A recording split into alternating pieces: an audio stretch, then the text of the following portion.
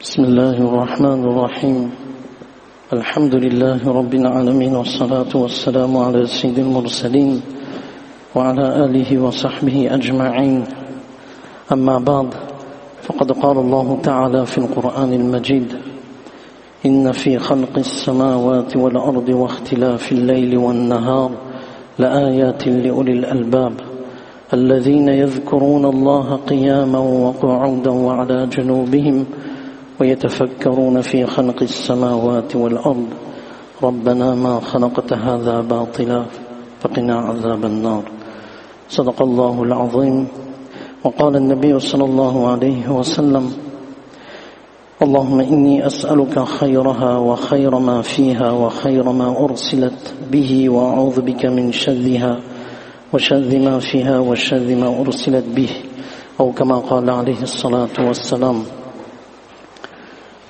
رب اشرح لي صدري ويسر لي أمري واحلل عقدة من لساني يفقهوا قولي سبحانك لا علم لنا إلا ما علمتنا إنك أنت العليم الحكيم اللهم إني أعوذ بك أن تحسن في عيون الناس علانيتي وتقبح سريرتي وإني أعوذ بالله أن أكون في نفسي عظيما وعند الله صغيرا اللهم صل على محمد وآله ألف مرة اللهم صل على محمد أفضل صلواتك اللهم صل على محمد وآل محمد كما صليت على إبراهيم وعلى آل إبراهيم إنك حميد مجيد اللهم بارك على محمد وآل محمد كما باركت على إبراهيم وعلى آل إبراهيم إنك حميد مجيد فسهل يا إلهي كل صعب بحرمة سيد الأبرار سهل رب ارحمهما كما ربياني صغيرا. Toutes les louanges appartiennent à Allah subhanahu wa ta'ala, le tout clément, le tout miséricordieux, celui qui nous a permis de venir dans la masjid, celui qui nous a accordé d'innombrables bienfaits, le plus grand des bienfaits, le kalima la ilaha illallah, Muhammadur Rasulullah sallallahu alayhi wa sallam, celui qui nous a accordé le meilleur des prophètes alayhi wa salatu wa salam. Et ça c'est un bienfait énorme de la part d'Allah subhanahu wa ta'ala, le dernier et le meilleur des prophètes alayhi wa salatu wa salam, en la personne de Rasulullah sallallahu alayhi wa sallam. Jumu'ah, nous savons tous, et c'est un rappel qui est tout à fait nécessaire et bénéfique, l'envoi des salutations et des prières sur Rasulullah sallallahu alayhi wa sallam est un moyen honorable d'obtenir l'intercession de Rasulullah sallallahu alayhi wa sallam le jour de la résurrection. C'est un privilège d'être à côté de Rasulullah sallallahu alayhi wa sallam le jour de la résurrection pour avoir envoyé en abondance les salutations et les prières sur lui, pour avoir suivi son enseignement et cultivé un amour sincère pour Rasulullah sallallahu alayhi wa sallam et connaître ainsi la proximité de la miséricorde d'Allah subhanahu wa ta'ala. Suratul Kahf, qui est une lecture, la lecture de cette sourate le vendredi, de prendre un bain, et nous savons tous les actes qui sont recommandés le jour de Jumu'ah. Allah subhanahu wa ta'ala, il nous interpelle dans le verset Inna fi khalqis samawati wal ard wa ikhtilafil layli wan nahar la ayatin li ulil albab. Certainement dans la création des cieux et de la terre et dans l'alternance de la nuit et du jour, il y a des signes pour ceux qui sont doués d'intelligence. Alors, Allah subhanahu wa ta'ala, il nous montre maintenant qui sont ceux qui sont doués d'intelligence. Pour Allah subhanahu wa ta'ala, celui qui est doué d'intelligence, c'est celui alladhina yadhkuruna Allah qiyama, celui qui se souvient d'Allah subhanahu wa ta'ala debout, qiyama wa qu'udan wa ala junubihim, assis, couchés sur leur côté, wa yatafakkaruna fi khalqis samawati wal ard, et qui méditent sur la création d'Allah subhanahu wa ta'ala. Ce sont ces personnes-là qui sont douées d'intelligence auprès d'Allah subhanahu wa ta'ala. C'est la définition qu'Allah subhanahu wa ta'ala nous donne de ceux qui sont intelligents. Ceux qui, dans n'importe quelle situation, ils savent que n'importe quelle situation de notre vie, de tous les jours, est une situation propice pour cultiver le lien avec Allah subhanahu wa ta'ala. Chaque situation doit être une source d'investissement, de consolidation, de préparation de notre akhirat, de notre au-delà. C'est ça le croyant. Quelle que soit la situation, il sait que cette situation-là, elle est pour moi un moyen de renouer le lien, de consolider le lien avec Allah subhanahu wa ta'ala. C'est ça le croyant, la croyante. Beau temps, cyclone, tempête, temps, ciel bleu, tout est bon pour le croyant qui sait reconnaître la grandeur d'Allah, la puissance d'Allah subhanahu wa ta'ala, et que il revient à la base même de sa création. Il n'est rien. Tout simplement, il n'est rien. Il ne contrôle rien. L'être humain ne contrôle rien. Que ce soit dans l'infiniment invisible, l'infiniment petit qui est invisible à ses yeux, un virus, il ne contrôle rien. Dans l'infiniment grand à ses yeux, les montagnes, le vent, la pluie, il ne contrôle rien. Il voit dans tout cela sa petitesse. Et c'est ce qu'on appelle la ubudiyya, la servitude. La servitude, c'est-à-dire, il sait qui est Allah. Allah, c'est celui qui est le Tout-Puissant. C'est celui qui a créé tout ce qui nous entoure, visible, invisible. Allah subhanahu wa ta'ala, et regardez, les doués d'intelligence vont dire Rabbana ma khalaqta hadha batila. Tu n'as pas créé cela en vain. Il y a une sagesse. Dans chaque chose, Allah subhanahu wa ta'ala a mis une sagesse. Et c'est cette connaissance d'Allah subhanahu wa ta'ala, c'est cela qui va lui apporter une vitamine à sa nature originelle, c'est-à-dire ubudiyya. Je suis un serviteur d'Allah, je ne suis rien, je ne contrôle rien. Je ne contrôle ni la maladie, ni la santé, ni le temps, je ne contrôle rien. Je suis petit. Et c'est ça le serviteur d'Allah subhanahu wa ta'ala. Et ce serviteur d'Allah subhanahu wa ta'ala, maintenant, où il va trouver sa grandeur? Mais dans sa petitesse. Sa grandeur, c'est dans sa petitesse. C'est-à-dire qu'il reconnaît qu'il est petit. Et qu'Allah subhanahu wa ta'ala, c'est celui qui m'a créé. Et c'est celui qui contrôle tout, qui gère tout. C'est ça sa grandeur. Regardez l'abeille. L'abeille, elle est petite. Mais lorsque l'abeille va construire son habitat, sa ruche, et qu'en groupe ils sont bien organisés, les abeilles savent bien qui a sa tâche, et que personne ne désobéit à la reine. Chacun a sa tâche. Dans sa petitesse, l'être humain, il tire profit au maximum de la grandeur du profit que déploient les abeilles. L'être humain, c'est pareil. Sa petitesse et sa grandeur, s'il reconnaît que je suis rien, et qu'Allah subhanahu wa ta'ala, c'est celui qui fait tout. Je ne suis rien. Pourquoi être orgueilleux? Pourquoi être susceptible alors que je ne suis rien? Pourquoi se mettre en colère lorsque la vérité est en face alors que je ne suis rien? Je ne contrôle rien, je ne contrôle même pas mon corps, je ne contrôle même pas la dent de sagesse. Ça fait mal. Je ne contrôle même pas le mal de crâne que j'ai, je ne contrôle rien.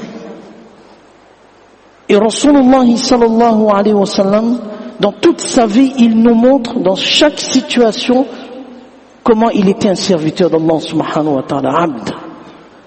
Subhanallah. Et ce mois de Rajab, qui est un mois sacré, parmi les mois sacrés, Muharram, Dhul Qa'da, Dhul Hijjah, Rajab. Et dans les mois sacrés, nous savons tous qu'une bonne action accomplie, les récompenses sont augmentées, les mauvaises actions, les avertissements sont décuplés. Faire autant de bonnes actions, le jeûne, etc., remplacer ces jeûnes, etc. Mais dans le mois de Rajab, un événement qui attire notre attention, c'est le Mi'raj, l'ascension de Rasulullah sallam. Et sur quelle base Allah subhanahu wa ta'ala a accordé ce voyage miraculeux, ce voyage exceptionnel qu'aucun prophète alayhi salatu wassalam n'a pu bénéficier, mais c'est sur la base de la servitude. Subhanalladhi asra bi rasulihi bi nabiyhi, non, bi abdihi. Et cette servitude se montre à travers nos actions de tous les jours, notre comportement, notre relation envers autrui, envers nos employés, envers notre famille, envers notre épouse, vice-versa. Dans toute notre vie, cette servitude se laisse parler. Et Rasulullah sallallahu alayhi wa sallam, il sait, étant le meilleur des hommes, Rasulullah sallam ne contrôle rien. Et c'est ça le serviteur, il ne contrôle rien, il est conscient qu'il ne contrôle rien. C'est pour ça que Rasulullah sallallahu alayhi wa sallam, Aïcha radiallahu anha, l'épouse de Rasulullah sallam, qui dit كان النبي صلى الله عليه وسلم إذا عصفت الريح قال اللهم إني أسألك خيرها. Aïcha radiallahu anha dit quand le vent mugissait, était fort, violent, Rasulullah sallallahu alayhi wa sallam disait oh Allah, je te demande son bien. Allahumma inni as'aluka khayraha wa khayra ma fiha, le bien qu'il renferme, wa khayra ma ursilat bi, et le bien avec lequel il est envoyé, parce que chaque chose a un bien, c'est sûr et certain, Allah subhanahu wa ta'ala seul sait. Mais regardez, Rasulullah tout de suite après il dit le vent il a un bien, et seul Allah subhanahu wa ta'ala il connaît ce bien. Mais regardez, Rasulullah, je ne contrôle rien. Le meilleur des hommes, Wallah, je me réfère toujours à toi. Wa ufawwidu amri ila Allah. Parfois on tape sur l'estomac, on dit moi je suis quelqu'un, moi j'ai tant de diplômes, moi je suis ceci, moi je suis cela. Mais lorsqu'on met les 4 squelettes devant soi et on nous dit de distinguer qui est le président, qui est le savant, qui est le mufti, qui est ceci, qui est cela, celui qui a une responsabilité, autre responsabilité. Ah, moi j'ai une telle responsabilité, j'ai telle fonction. Mais dans ces 4 squelettes, qui pouvons nous dire que ça c'est un tel? Non. Allah seul sait. Inna akramakum indallahi atqakum. Celui qui craint Allah subhanahu wa ta'ala le plus.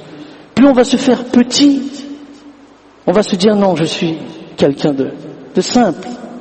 Je fais salam tout le monde. C'est pas que j'attends les autres qui ah tel monsieur, ah tel. Ah, il faut que les autres me font salam. Non, se montrer toujours humble.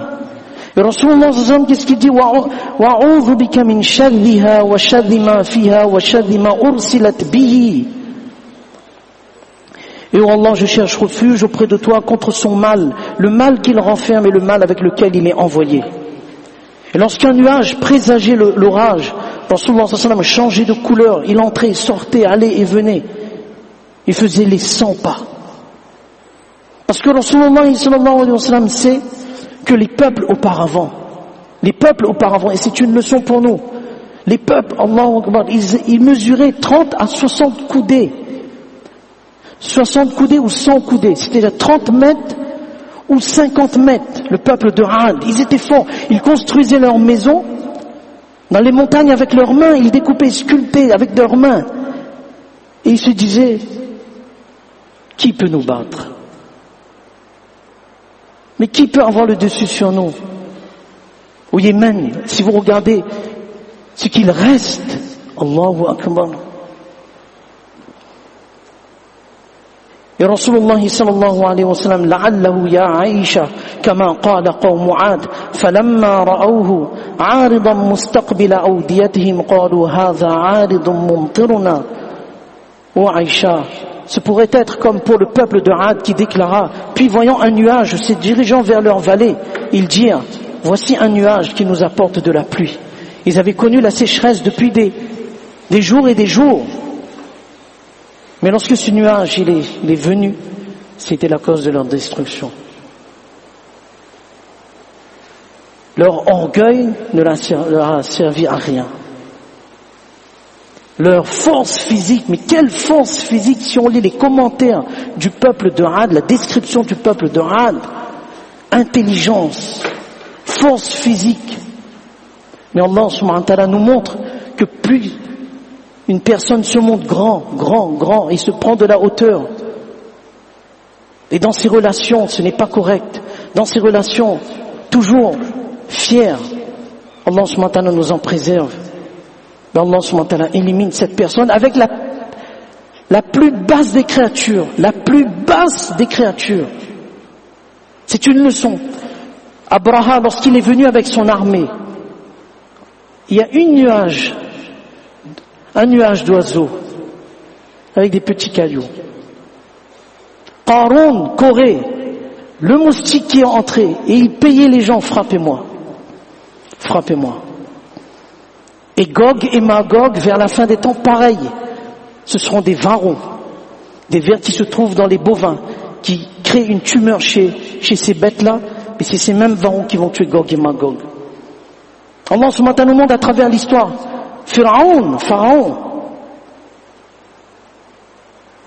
Allah subhanahu wa ta'ala nous montre à travers l'histoire une leçon exceptionnelle. Revenons vers notre nature originelle, notre servitude envers Allah subhanahu wa ta'ala. Servitude au sens où je connais Allah subhanahu wa ta'ala et que ce lien il m'est profitable. Il m'est profitable parce que le seul être qui va me sauver c'est Allah et personne d'autre. Aucune créature. Et montrer sa servitude envers Allah subhanahu wa ta'ala, c'est embrasser tous ses ordres et rester loin des interdits d'Allah subhanahu wa ta'ala. Parfois on essaie de chercher le bonheur, Allahu Akbar. On a demandé à Ibn Ata'illah, pourquoi les épreuves?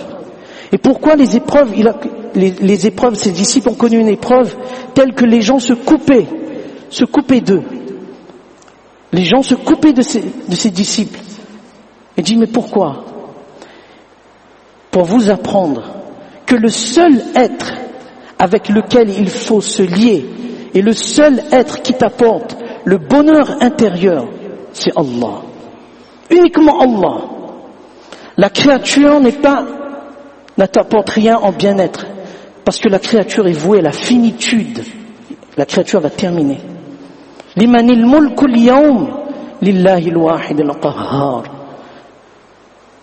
Parfois on cherche où se trouve ala bi dhikrillahi tatma'innul qulub, où se trouve le vrai bonheur, où se trouve la tranquillité du cœur, où se trouve le bien-être. C'est pas dans les choses matérielles. C'est pour ça Imam Razi rahimahullah, lorsqu'il commente ala bi dhikrillahi tatma'innul qulub, lorsque le cœur a compris que la matière, tout ce qui est autre qu'Allah subhanahu wa ta'ala, dans tout ce qui est autre qu'Allah subhanahu wa ta'ala, lorsque le cœur comprend que c'est une source d'instabilité, c'est une source de changement, et c'est une source de finitude, tout est voué à la fin, le cœur comprend que le seul être vers lequel je dois m'y attacher, c'est Allah subhanahu wa ta'ala. Quelle que soit la situation, c'est Allah subhanahu wa ta'ala. Et l'enseignement de Rasulullah sallallahu alayhi wa sallam. Donc ce n'est pas, parfois on oublie l'environnement fait que nos jeunes parfois vont vers des actes où Allah subhanahu wa ta'ala n'a pas mis la tranquillité. Allah subhanahu wa ta'ala n'a pas mis la tranquillité dans ses actes. Parfois on fume un joint, on pense que fumer un joint ça va nous aider, ça va nous rafraîchir l'esprit. Fumer un joint, ou bien faire ceci, ou bien faire cela, écouter ceci ou cela. Fumer un joint n'a jamais amené, on peut demander les spécialistes qui sont pas musulmans, ils vont nous dire, ça n'amène à rien. Allah subhanahu wa ta'ala nous a donné tous les moyens pour obtenir notre tranquillité. Telle chose, on croit qu'il y a, alors qu'on sait que Allah subhanahu wa ta'ala n'est pas content de cette action. Et Allah subhanahu wa ta'ala, à travers tous ces changements climatiques, tous ces changements qui s'opèrent autour de nous, Allah subhanahu wa ta'ala nous donne une leçon, c'est lui qui contrôle tout. Donc si on doit s'attacher à un être qui nous apportera le jour de la résurrection à travers l'enseignement de Rasulullah sallallahu alayhi wa sallam ce bien-être éternel qui est le paradis, c'est Allah subhanahu wa ta'ala. C'est uniquement Allah subhanahu wa ta'ala. Imam Abu Hanifa rahimahullah, un imam de sa vie, de sa biographie qui a dicté plus de 1 270 000 maslas. Lorsque les biographes racontent sa vie, وَكَانَ جِهَازُهُ كُلُّهُ لِلْقَبْرِ, toute sa préparation de sa vie de tous les jours, alors que c'était un commerçant. Un commerçant, même étant un faqih, un juriste, il était un commerçant, il a gardé sa profession de commerçant. Mais subhanallah, mais quel commerçant, mais quel businessman, Allahu Akbar. Une femme vient lui montrer un vêtement en soie et lui dit, combien vaut ce vêtement? Elle dit, on t'a dit combien pour ce vêtement? 100 pièces d'or. Non. Ce vêtement, il vaut plus. Jusqu'à ce que la femme dit 400 pièces d'or. Il dit non, il vaut plus. Elle dit non, tu es en train de plaisanter. Tu es en train de plaisanter avec moi. Il dit non. Cette femme est partie avec le vêtement. Et elle a vendu ce vêtement à un autre homme. Et la femme a dit 500 pièces d'or. L'homme a acheté. On met en commentaire, il dit regardez, l'honnêteté, la crainte de Imam Abu Hanifa, il aurait pu acheter ce vêtement et le revendre lui-même 500 dirhams. Mais l'honnêteté, cette femme lui a posé une seule question, combien vaut ce vêtement? C'est tout. Voilà ce statut de serviteur d'Allah subhanahu wa ta'ala. Parce que tôt ou tard, j'aurai des comptes à rendre auprès d'Allah subhanahu wa ta'ala. C'est ce que toutes les situations du monde nous apprennent. Être un serviteur d'Allah subhanahu wa ta'ala. Parce que tôt ou tard, et le monde dans lequel nous vivons a tout fait pour saper, couper, faire oublier le monde de l'invisible. Tout est dans le visible. L'intérêt, ça augmente, ça c'est le visible. Mais l'invisible, Allah subhanahu wa ta'ala interdit l'usure. Certaines actions, ça apporte, en apparence, une certaine joie. Mais Allah subhanahu wa ta'ala dans l'invisible sait que cette action-là ne t'apportera. Dans le moment, dans le visible, c'est la joie. Mais dans l'invisible, c'est le châtiment. Le monde a tout fait pour nous faire oublier l'invisible. Que demain tu dois mourir. Demain nous devons mourir. Nous tous devons être jugés de nos actions. Le cœur, les pensées, les actes, le comportement, tout. Allah subhanahu wa ta'ala nous donne vraiment la compréhension de ce qu'on vient de dire. Allah subhanahu wa ta'ala fasse que derrière toutes ces situations qui se développent et qui ne cesseront de se développer jusqu'à la fin des temps, on puisse retirer cette leçon de serviteur d'Allah subhanahu wa ta'ala, de préparer pour notre au-delà, de préparer pour notre tombe, de préparer pour se mettre debout devant Allah subhanahu wa ta'ala et de répondre de ses actes. Amin. Fajazakumullahu khairan ahsan al-jaza. Nous rappelons à tous les frères que la salat de Fajr est 5h30 et de 5h30 inshallah ta'ala. Fajazakumullahu khairan ahsan al-jaza.